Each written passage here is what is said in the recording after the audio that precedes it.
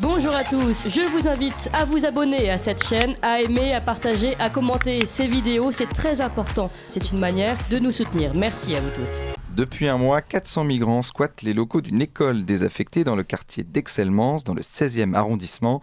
Certains habitants se plaignent de l'atmosphère que crée ce squattage. De plus, le nombre de personnes accueillies ne cesse d'augmenter. Ces mineurs isolés sont arrivés sur ce lieu grâce à plusieurs associations humanitaires et notamment l'association Utopia 56, subventionnée par la mairie de Paris. La semaine dernière, des militants et des cadres de Reconquête étaient présents devant les locaux de l'école pour dénoncer cette occupation illégale.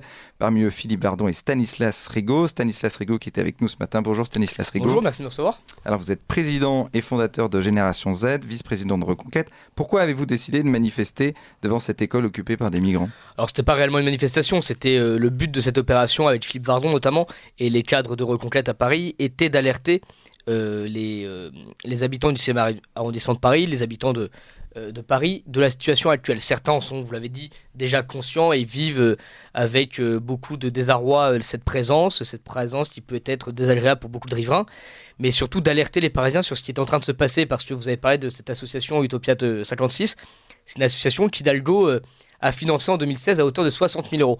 C'est une association qui participe au trafic de migrants qui a lieu depuis plusieurs années, et nous on a voulu alerter les Parisiens là-dessus pour leur dire que non seulement ces personnes-là n'avaient rien à faire là, mais que surtout des alternatives étaient possibles, et ces alternatives-là, elles passaient par Reconquête, un parti ferme sur la question migratoire. Et justement, on va en reparler de cette association Utopia 56. Bon, l'école est désaffectée depuis des années, il y a de plus en plus de migrants finalement qui sont sans abri en France.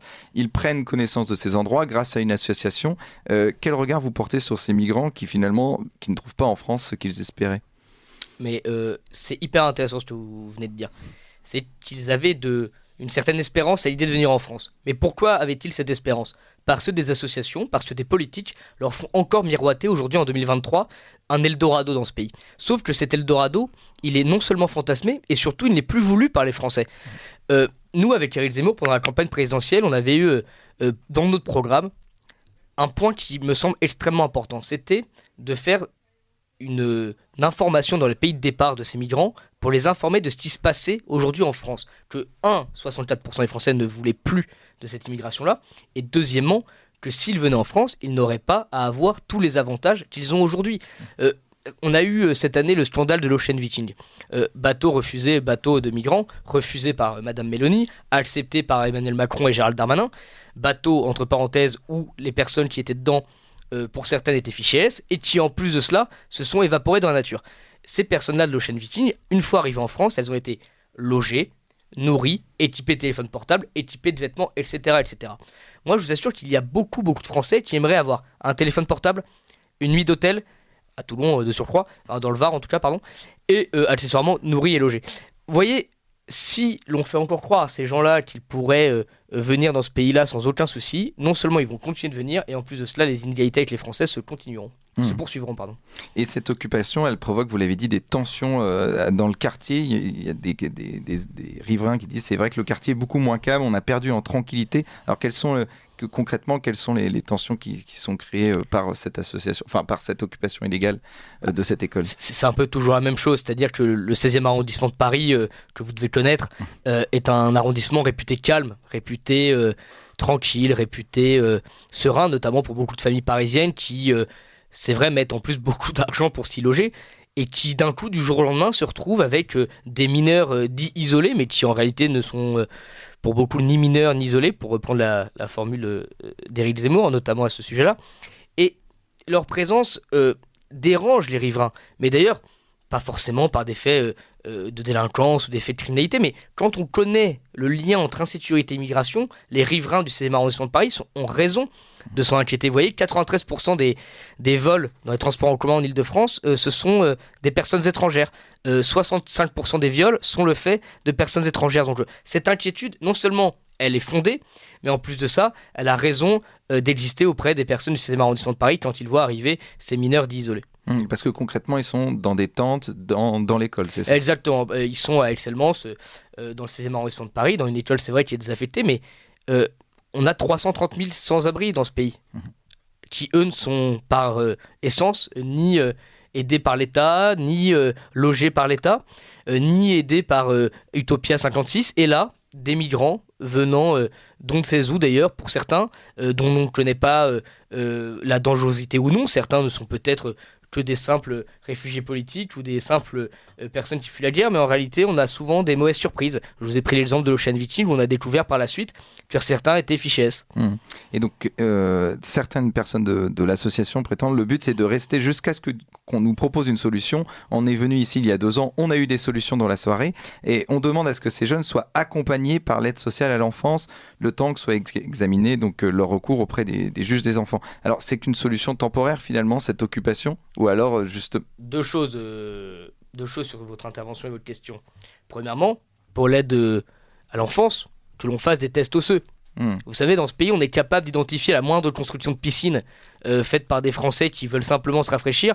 À l'aide de drone, on ne serait pas capable de savoir si un enfant l'est ou non. Je crois, pour les avoir vus il y a quelques temps, que beaucoup, même si moi c'est vrai que je fais très jeune, avaient sûrement quelques années de plus que moi, vous voyez. Donc je pense que ces tests osseux ne seraient pas idiots, ces tests de vérification d'identité et d'âge ne seraient pas idiots. Et deuxièmement, mais c'est quoi ces méthodes ? C'est-à-dire que qu'ils demandent de l'aide à l'extérieur de notre pays, pourquoi pas ? Et après on aviserait. On pourrait dire, écoutez, ici on a la place de vous recevoir, on a les moyens de vous recevoir. Mais faites votre demande de l'extérieur. Moi, si vous voyez, c'est un peu je vais prendre un exemple un peu bateau, mais pour que les auditeurs comprennent bien ce qui se passe. Mais si un jour je suis sans solution pour dormir à Lyon, je n'ai pas d'endroit où dormir. Ce n'est pas une fois à Lyon à 23h45 que je vais toquer chez des gens, rentrer par la fenêtre et dire écoutez, j'ai pas de solution. Je fais ma demande depuis mon lieu de départ et je dis écoutez, je serai à Lyon, je voudrais venir à Lyon pour être exact d'ici quelques jours. Y a-t-il une solution de logement là-bas ? Ça paraît bateau, mais c'est comme ça qu'on fonctionne dans la vraie vie. Vous comme moi, si un jour nous avons un problème de logement, de transport, etc., nous faisons notre demande en amont, mais pas une fois que nous sommes dans le bus ou pas une fois que nous sommes dans l'appartement de notre voisin. Ce qui paraît du bon sens pour nous, Français, relève de l'absurdité du fascisme pour Utopia 56. Utopia 56 qui d'ailleurs, au passage, s'est fait remarquer il y a quelques années de cela, à Calais, lorsqu'il y avait les fameux camps de migrants, la fameuse jungle, où une de leurs bénévoles, qui avait eu le malheur de se mettre en jupe, avait été emmerdée par pardon l'expression, mais il n'y a pas d'autre mot, par des migrants. À l'occasion, elle s'était plainte de cette situation, et Utopia 56 lui avait répondu, et ça avait fait polémique à l'époque, qu'après tout, elle n'avait qu'à s'adapter. Et que quand on venait dans la jungle de Calais, on ne pouvait s'habiller comme on voulait. Eh bien, voyez, nous seulement, nous considérons que leurs demandes, s'il y en a, elles doivent être faites en amont. Et deuxièmement, c'est à eux, s'ils sont sur notre sol, de s'adapter à notre mode de vie. Alors, vous avez parlé de mineurs isolés. Ce sont finalement, ce sont des clandestins d'Afrique de l'Ouest qui viennent. Et ils se disent mineurs isolés. Quel est pourquoi ils savent, les associations leur disent de se présenter comme des mineurs isolés ? Ah oui, parce que, pour plusieurs raisons. Pour une raison simple, c'est que ça leur permet de bénéficier d'aides auxquelles ils n'auraient pas accès s'ils étaient majeurs, premièrement. Et deuxièmement, parce que dans l'opinion publique, c'est toujours plus difficile, vous voyez, de dire non, on ne veut pas accepter des mineurs. Dire à la télévision, sur d'autres chaînes d'information continue, qu'on refuse des étrangers de 45 ans qui ont fui leur pays pour venir profiter des aides, c'est pas la même chose que de dire des jeunes hommes de 16 ans, démunis, qui fuient la misère, sont venus demander de l'aide au grand pays qu'est la France. Vous voyez, c'est pas la même chose. Il y a une tonalité et des mots, mais vous savez, on ne le découvre pas. C'est tout le but de la propagande, c'est tout le but de la sémantique, c'est d'arriver à imposer ses idées en employant un certain vocabulaire et une certaine rhétorique. C'est exactement ce que font ces associations pro-migrantes qui vont misérabiliser la chose au possible pour qu'il soit compliqué pour nous de s'y opposer. Mais d'ailleurs, on le voit tout au long de ces derniers jours. On a le droit de casser, par exemple, pour la réforme des retraites. On a le droit de brûler, de jeter le cocktail Molotov sur les policiers. Par contre, dès lors qu'il y a une manifestation, vous savez, j'ai eu l'occasion d'avoir des remarques là-dessus, à Calac pour s'opposer aux migrants, là, ça devient problématique. Il y a un 2 poids 2 mesures dans ce pays sur le sujet migratoire qui est absolument sidérant. Mais pour autant, et heureusement, les Français n'en sont pas dupes parce qu'encore une fois, 64% des Français en ont assez de cette immigration et veulent la stopper. Et on va parler aussi du regroupement familial, mais d'abord, je voulais revenir sur ces associations. Donc, Utopia 56, vous l'avez dit, qui a reçu 60 000 € de la mairie de Paris en 2016. Donc, ce sont des associations qui prônent illégalement, c'est-à-dire une occupation d'une école désaffectée, tout en étant subventionné par la mairie de Paris. Donc la mairie de Paris subventionne des associations qui prônent des actions illégales.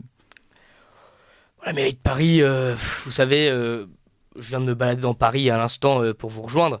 Elle ferait bien de mettre un peu d'argent pour finir les travaux qu'elle a lancés. Elle ferait bien de lancer des travaux pour assurer une dératisation de cette ville qui devient ignoble de jour en jour à cause de l'inaction de Madame Hidalgo. La mairie de Paris, elle ferait bien de se préoccuper des questions de sécurité pour les Parisiens. La mairie de Paris, en somme, a plein de choses à faire. Mais en tout cas, je crois que son rôle n'est pas de subventionner ni SOS Méditerranée, à hauteur de 100 000 euros, je crois, si je dis pas de bêtises, encore cette année, et Utopia 56, qui sont des associations qui violent la loi. Parce que, encore une fois, qu'il y ait un débat sur l'immigration, c'est une chose. Que l'on ait un débat dans ce pays sur est-ce qu'il faut accueillir autant de migrants, dont acte. Là, c'est à chacun, à chaque personnalité politique, chaque personnalité médiatique, d'en débat, c'est aux Français de choisir. Ok, dont acte. En revanche, ce que font ces associations, ce n'est pas seulement débattre ou amener un débat, c'est violer la loi. Eh bien, les gens qui violent la loi, dans un pays qui fonctionne normalement, avec une justice qui fonctionne normalement, devraient être punis. Et donc, on a parlé du regroupement familial. Donc, c'est le profil de ces personnes qui occupent illégalement donc, cette école à Aix-en-Mans. Ce sont soi-disant des mineurs isolés qui ne le sont pas. Ce sont principalement des hommes, donc des hommes majeurs qui viennent sans famille. Et donc 6 Français sur 10, on le sait depuis un récent sondage, sont favorables à la suppression du regroupement familial. Est-ce que vous pensez justement que c'est une technique, c'est-à-dire que ces gens arrivent donc en France, sont en réalité des majeurs pour pouvoir plus tard donc faire arriver leur famille. Donc en fait, pour une personne, il y a plusieurs personnes derrière qui pourraient avoir la nationalité française plus tard. Vous connaissez, et on le voit sur beaucoup de panneaux SNCF, un train peut en cacher un autre. Là, dans ce cas présent, c'est un migrant peut en cacher un autre, voire des autres. C'est un procédé bien connu depuis plusieurs années, avec le regroupement familial qui est dévoyé, tout comme les demandeurs d'asile sont dévoyés. C'est-à-dire qu'à une époque, être un demandeur d'asile, c'était être Victor Hugo à Guernesey. Aujourd'hui, ça explose d'année en année. Les chiffres pour M. Darmanin sont alarmants sur tous ces sujets-là, soit du regroupement familial, demandeur d'asile, demande de visa, non-exécution des OQTF. Bref, un bilan catastrophique pour le ministre de l'Intérieur et son président, M. Macron, qui visiblement, s'ils ont fait certains constats il y a quelques mois, n'ont pas pris conscience de l'importance que ce sujet allait avoir dans les semaines, mois et années à venir, et les Français en seront les premières victimes. Mais je vais rajouter quelque chose d'important à mon avis. Les personnes dont on parle, les migrants, sont instrumentalisés par ces passeurs, par ces associations. Ces personnes-là, étrangères qui viennent sur notre sol, sont manipulées et utilisées par des personnes avec une idéologie gauchistes, immigrationnistes, qui parfois d'ailleurs les font venir pour des raisons purement économiques, à savoir les faire bosser dans les pires conditions pour faire le sale boulot que ne veulent pas faire, ou alors qu'ils ne sont pas assez rémunérés dans ce pays. Et ils en sont aussi victimes. Les Français, comme ces personnes-là, en sont victimes. Je crois que aucun être humain ne souhaite, au fond du fond, être déraciné et devoir quitter son pays. Mais quand on vient vous voir, que l'on vous propose des formules soi-disant alléchantes pour aller vivre une meilleure vie, quand on vous promet un Eldorado dans un pays fantasmé par beaucoup de personnes, notamment en Afrique de l'Ouest ou au Maghreb, etc., la tentation peut exister, la tentation peut se comprendre. Et donc nous, notre travail, c'est d'avoir non seulement une politique dissuasive en termes d'aide sociale et en termes d'avantages pour ces personnes étrangères, premièrement. Deuxièmement, c'est d'arriver à une politique d'information dans les pays de départ pour leur dire non, vous ne trouverez plus d'Eldorado en France, c'est fini.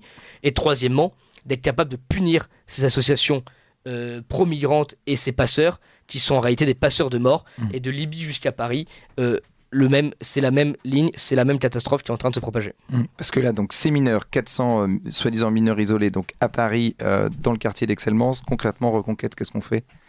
Écoutez, premièrement, il faut prévenir les Français de ce qui se passe, parce que, vous voyez, il y a peu de chaînes télé qui en parlent. On est sûrement en train de parler, d'un beluga dans la Seine, mais il faut d'abord, dans un premier temps, prévenir. Deuxièmement, il faut apporter et proposer des solutions. C'est ce que j'ai tenté de faire ce matin à votre aimable invitation. Et troisièmement, nous, on dit aux Français, mais si vous êtes 64% à vouloir stopper l'immigration, il va falloir voter en conscience. Il va falloir être capable de choisir vos bons représentants, parce qu'on ne peut pas être entre chaque élection très dur sur l'immigration, vouloir changer les choses, et au moment de voter pour un président comme celui qu'Emmanuel Macron, ou pour des élus à Paris qui en réalité font une politique pro-migrants et en désavantage des Français. Merci Stanislas Rigaud. On rappelle que vous êtes président et fondateur de Génération Z et aussi cofondateur de l'Étudiant Libre, on le dit jamais assez. Et excellent média, comme Radio Courtoisie.